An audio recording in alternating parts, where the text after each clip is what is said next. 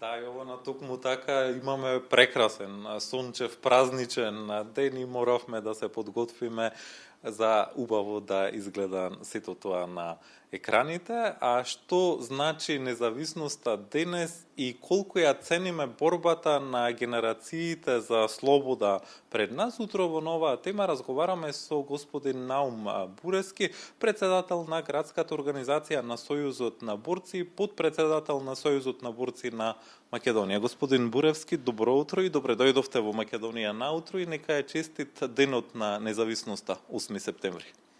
Добро утро и ви благодарам што дојдовте кај нас борците и ние да се чуеме за нашето мислење. Така, што значи за вас денот на независноста?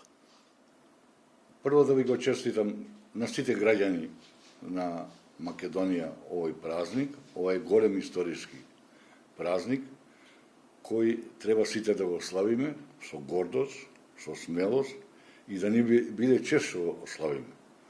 Овој празник за нас представува континуитет на македонскиот народ од поодамна, подалечното минато, поблиското минато и сегашност.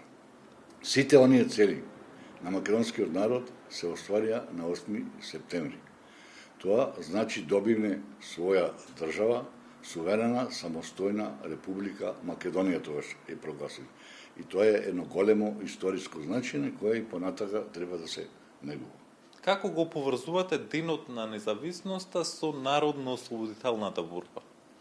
Денот на независноста со народно-ослободителната борба, реков дека е тоа континуитет, тогаш првпат направиле држава исто, Република Македонија, која влезе во склопот на Федерацијата Југословенска, тоа е со сите други републики, да не ги набројувам, со тоа што одредени ингеренции на таа Република Македонија ги пренесовне на таа сојузна држава, како што беше армијата, економијата, надворешната политика и некои други работи. А другите прашања си ги решаваме тука во Македонија.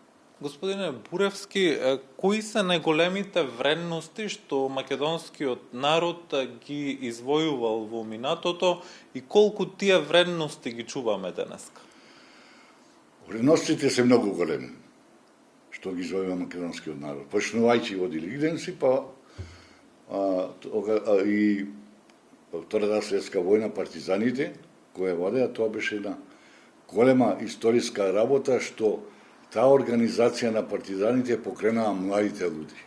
И тоа треба да дадеме значење на интелектуалците кои формира партизански одреди, потоа тие прерасна во поголеми воени единици и тоа значење е големо затоа што за прв пат тогаш добивме македонско училиште, 43-та година во селото Подвис. За прв пат проговоривме на македонски јазик, за прв пат имаме своји македонски учители и се да не набројуваме вредностите што се случува понатака.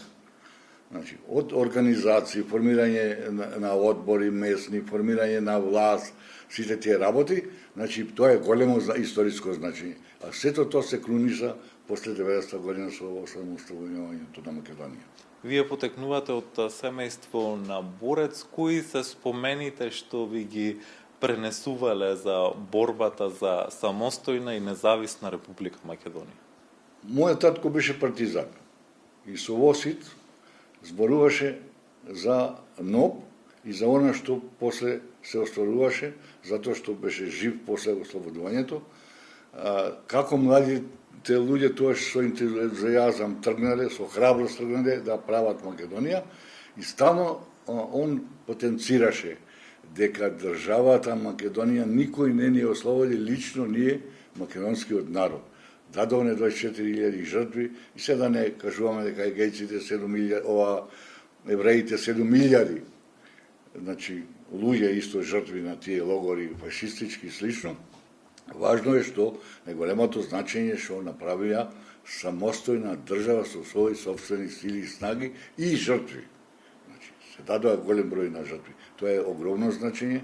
Никој не може да каже дека Македонија ни ослободил или на Македонија ни даде слобода. Ние дадовне крв градиме во границите коски на млади деца од 16 години кои се прогласени за народни херои, учествува тука и женскиот пол и машкиот пол, да не ги заставиме женскиот пол затоа што е Хана Кочовска Светковиќ е народен херој прогласена, а таа учествуваше на 16 години малолетна. И ред други кои учествувале во борбата за самостојност и независност. Како да ја пренесеме пораката до младите да ја сакаат, да ја почитуваат и да ја чуваат татковината? Наша должност е на сите постарите, на младите да ги им пренесеме значењата, историските значења, да кажеме што значи Македонија, што значи да има собствена држава, што значи да има собствена власт, што значи собствено образование, собствени факултети, собствена економија, собствено стопанство да имаш, собствен развој, да те со гордост додиш надвор од границите како македонец, македонка и слично.